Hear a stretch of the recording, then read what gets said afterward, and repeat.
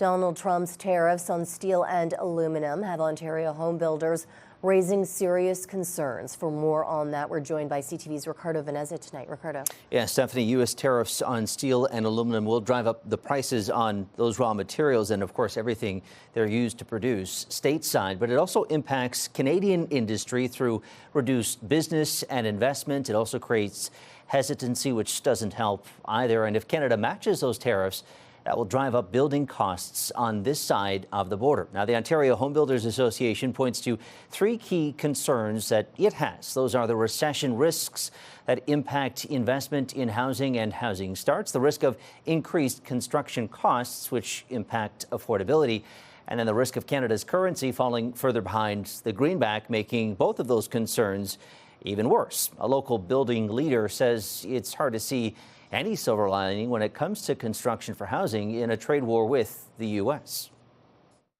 When it comes to housing, I don't foresee any. It's just another hit on affordability, and our industry can't take any more hits on affordability. It's kind of a big deal.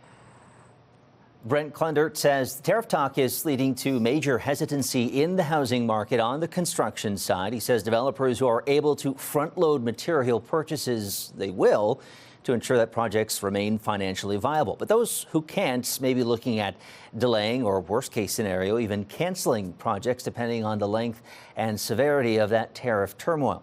And Klundert says this time around, the impact could actually be even worse than was seen during Trump's first-term tariffs, because this time around they are higher and more steel and aluminum is needed in housing construction. Predominantly in 2018, it was mostly low-rise construction throughout Windsor, Essex, and not all, but predominantly low-rise, which uses far less steel and aluminum than the high-rise stuff. So now that we're getting more higher density, a lot more steel going into these builds, so there's a greater effect now than there was in 2018. Now, all of this comes, as Klundert says, the housing market hasn't really picked up this year. The CMHC reports total housing starts in Ontario are down 16% in 2024 from 2023. Nationally, we're up 2%.